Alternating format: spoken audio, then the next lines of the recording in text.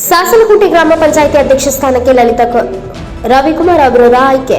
ತಾಲೂಕಿನ ನೆಡಕಲ ಹೋಬಳಿಯ ಸಾಸಲಕೋಟೆ ಗ್ರಾಮ ಪಂಚಾಯಿತಿ ಅಧ್ಯಕ್ಷ ಸ್ಥಾನಕ್ಕೆ ಗುರುವಾರ ನಡೆದ ಚುನಾವಣೆಯಲ್ಲಿ ಲಲಿತಾ ರವಿಕುಮಾರ್ ಅವಿರೋಧವಾಗಿ ಆಯ್ಕೆಯಾಗಿದ್ದಾರೆ. ಈ ಕುರಿತು ಒಂದು ವರದಿ ಇಲ್ಲಿದೆ ನೋಡಬಹುದು. ಹಿಂದಿನ ಸಾಸಲಕೋಟೆ ಗ್ರಾಮ ಪಂಚಾಯಿತಿ ಅಧ್ಯಕ್ಷರಾದ ವಿಜಯಲಕ್ಷ್ಮಿ ಅವರ ರಾಜೀನಾಮೆಯಿಂದ ತೆರವಾಗಿದ್ದ ಸ್ಥಾನಕ್ಕೆ ನಡೆದ ಅಧ್ಯಕ್ಷರ ಚುನಾವಣೆಗೆ ಪೊನ್ನಬನಹಳ್ಳಿ ಗ್ರಾಮದ ಲಲಿತಾ ಕುಮಾರ್ ಅವರು ನಾಮಪತ್ರ ಸಲ್ಲಿಸಿದ್ರು. ಬೇರೆ ನಾಮಪತ್ರಗಳು ಸಲ್ಲಿಕೆಯಾಗದ ಕಾರಣ ತಹಸೀಲ್ದಾರ್ ವರದರಾಜು ಅವರ ಚುನಾವಣೆ ಪ್ರಕ್ರಿಯೆ ಪೂರ್ಣಗೊಳಿಸಿ ಅವಿರೋಧ ಆಯ್ಕೆ ಪ್ರಕಟಿಸಿ ಲಲಿತಾ ರವಿಕುಮಾರ್ ಅವರಿಗೆ ಅಧಿಕಾರ ವಹಿಸಿಕೊಟ್ಟಿದ್ದಾರೆ.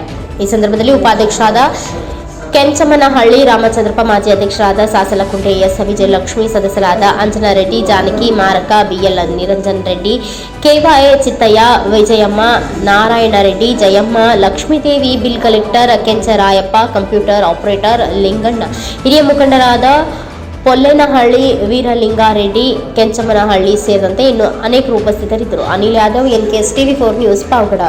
ಚುನಾವಣೆ ನಾವು ಇದನ್ನು ನಿಗದಿಪಡಿಸಿದ್ವಿ. ಅದರಂತೆ ಈ ದಿನ ಶ್ರೀಮತಿ ಲಲಿತಮ್ಮನವರು ಒಬ್ಬರೇ ಮಾತ್ರ ನಾಮಪತ್ರವನ್ನು ಸಲ್ಲಿಸಿದ್ದಾರೆ. ಅವರು ಅವಿರೋಧ ಆಯ್ಕೆಯಾಗುತ್ತದೆ ಘೋಷಣೆ ಮಾಡಿರ್ತೀನಿ. ಎಷ್ಟು ಜನ ಸದಸ್ಯರು? ಒಟ್ಟು 17 ಜನ ಸದಸ್ಯರು 12 ಜನ ಮಾತ್ರ ಹಾಜರಾಗಿರ್ತಾರೆ. ಬೇರೆ ಹಾಜರಿರ್ತಾರೆ.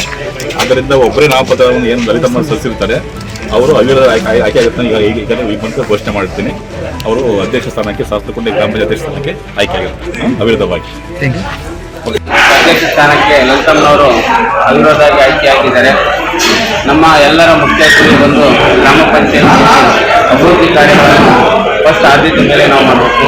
ಮುಖ್ಯವಾಗಿ ಸಾರ್ವಜನಿಕರಿಗೆ ಮೂಲಭೂತ ಸೌಕರ್ಯಗಳನ್ನು ಕೊಡೋದು ನಮ್ಮ ಮೊದಲ ಆದ್ಯತೆ.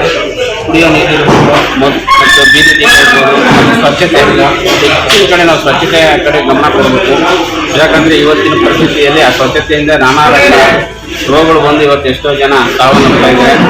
ಅದ್ರ ಬಗ್ಗೆ ನಾವೆಲ್ಲ ಕೂಡ ಇವತ್ತು ಗಮನ ಹರಿಸ್ತೀವಿ. ಅದರ ಜೊತೆಗೆ ಪ್ರತಿಯೊಬ್ಬ ದಾಖಲಿಗೂ ಕೂಡ ಕುಟುಂಬದವರು ಕೂಡ ನಾವು ಉದ್ಯೋಗ ಖಾತ್ರಿಯಲ್ಲಿ ಕೆಲಸ ಕೊಡಬೇಕು ಒಂದು ಉದ್ದೇಶದಿಂದ ನಾವೆಲ್ಲ ಈ ಬದ್ಧವಾಗಿದ್ದೀವಿ.